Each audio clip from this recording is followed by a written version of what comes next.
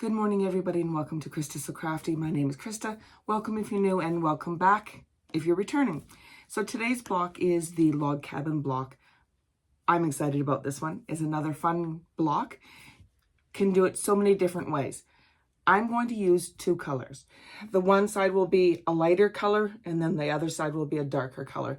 You can do multiple colors if you want. You can do it however you want. I will give you the measurements for the log cabin, and then you can make the decision how you want to do it. I'm going to be using this blue fabric with flowers on it for the one side, and I'm going to use this white fabric with the blue flowers on the other side. In our center, we need a 2.5 inch square block. To that 2.5 inch square block, we're going to attach another 2.5 inch square block. Once those are sewn together, because we're going to use a 1/4 inch seam, and it's very, very important that you follow your seams here so that everything matches up. Once you get those two sewn together, then you're going to have a piece that is, sorry, I'm looking at my notes to make sure I tell you correctly. So 2.5 square onto a 2.5 square.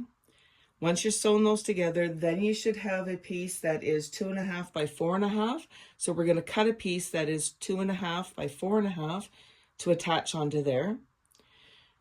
This piece here is also 2.5 by 4.5, but that's in your contrasting color, if you're doing two colors like I am. If you're doing multiple colors, you could still do like a darker side and a lighter side. Let's say you were doing it all in pinks. You know, you could have four different light pink squares, and you could have 1, 2, 3, 4, 5, 6, 7 dark pink squares. You just want to have a noticeable difference between the colors. Once it's all sewn together, you can tell that they're two different colors, and a log cabin goes around in a circle like this. Okay, all right, so 2.5, 2.5, 2.5 by 4.5, sew that on.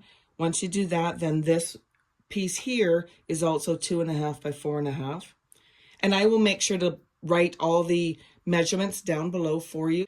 So once you get past this one, then this one is 2.5 by 6.5 inches. This one here is 2.5 by 6 inches. This strip and this strip are both 2.5 by 8.5. This strip and this strip is 2.5 by 10.5. And then this strip is 2.5 by 12.5. So in total, you will have 11 pieces of fabric, including your center square. The next part that we need to do is to start sewing these together. The easiest way is to have them laid out like this on your desktop, so that you can put this on top of this and sew here. If you need to put a pin in there, absolutely. Because sometimes we pick up this material, and by the time we get to the sewing machine, somehow we flip it around. So put a little stick pin in there, take it to your sewing machine, and we're going to sew right across there. Okay, so let's bring this in. Make sure that it's lined up really well. If you have a 1/4 inch foot, time to put that on. Otherwise, if you're like me, I can move my needle. So I've moved it over to the 1/4 inch seam, and I've changed my stitch length to 2.4. Now, I am going to do back stitches at the beginning and the end on all of these. So I'm just going to start sewing, back stitch, and away I go. All right, so those are sewn together. I've taken it over to the ironing board, and I've just pressed the seam. It's nice and flat. I like to bring it back to the design board, so to speak, which reminds me, I do have it in my plans to make a design board. They are wonderful. It's a little piece that you can put all of these on and carry them around with you without them getting all mixed up. That is on the agenda for me to make, so watch out for that. To continue on with our block, so now that we have this here, we can take this block, fold it over, line it up, and we're going to sew down this side. Okay, so let's line this all up like that. And we'll get a pin in here. And we'll get a pin in here.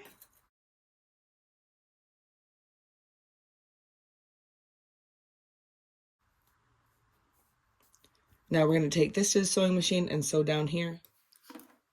Let's get this in here.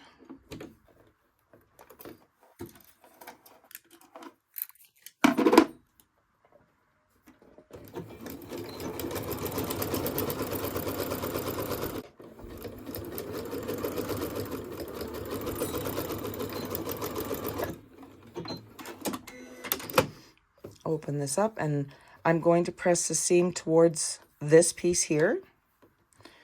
I will take it to my ironing board, and then so when you bring your block back, make sure when you go to put it in the center that you have your 2.5 inch squares to the left. Okay, now we need to start adding on one of our lighter pieces. So again, this is a 2.5 by 4.5 inch, and we're going to take it and lay it like this, and it should fit perfectly across there.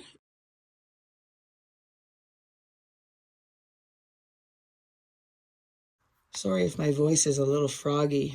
There's where I live, there's a lot of that poplar fuzz beginning to fly, and I have some huge allergies to that. Now I'm going to take this and I'm going to stitch across here, and then I will take it to the ironing board and I will meet you back here. And there's our piece. Now I'm going to take this piece, which is the 2.5 by 6.5 inch piece, and I'm going to put it here.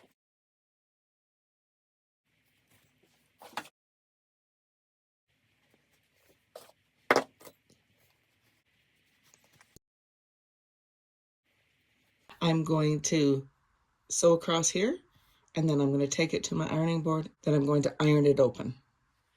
There we go. I just wanted to show you with the pressing, I'm pressing, so with this one here, I pressed to one side, and then when I added in this 2.5 by 4.5, I pressed it to the longer piece.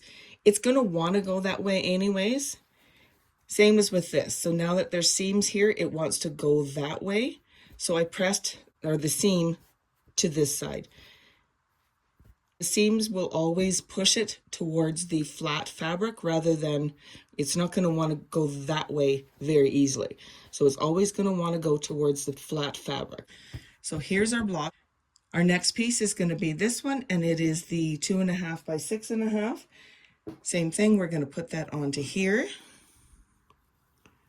And we're just going to keep going around and around until we get our block the size that we want. So for this block, we are going to use, what did I say, 10 pieces, 11 with the center block.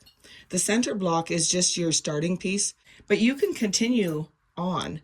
If you wanted a bigger block, you could absolutely continue on and adding in more pieces.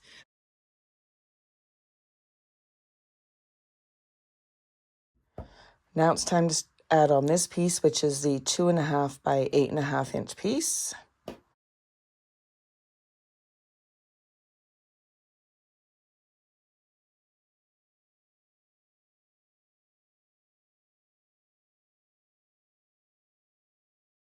I thought I would bring you over and show you how I'm pressing these. What I like to do is I bring it over and I'm going to set the seam. Again, that just helps to relax the stitches. And then what I like to do is have it so that all the pieced part is on my right, and then I push this over to the left. And then I bring in my iron and I'm going to press that down. I find that this is the easiest way to get those seams all laying down nice. And then I also take it and I turn it over from the back side.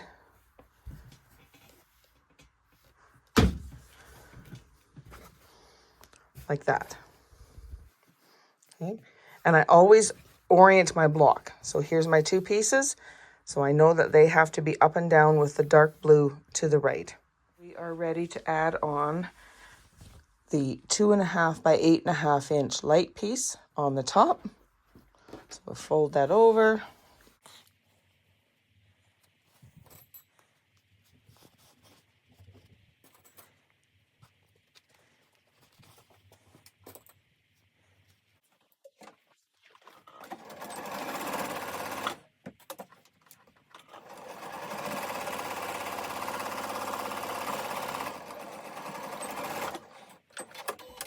And this is our 2.5 by 10.5 that we're going to add on.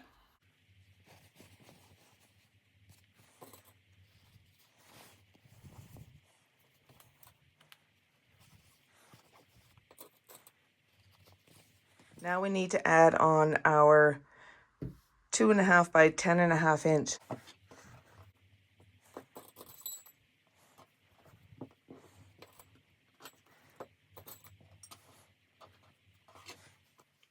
Okay, here we go. 2.5 by 12.5 inch strip being put on here.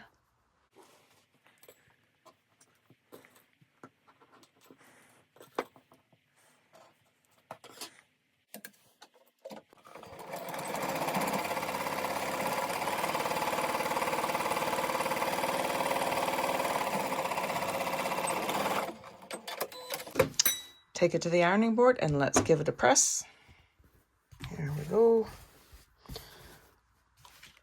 Set our seam. And then fold it over and give it a press.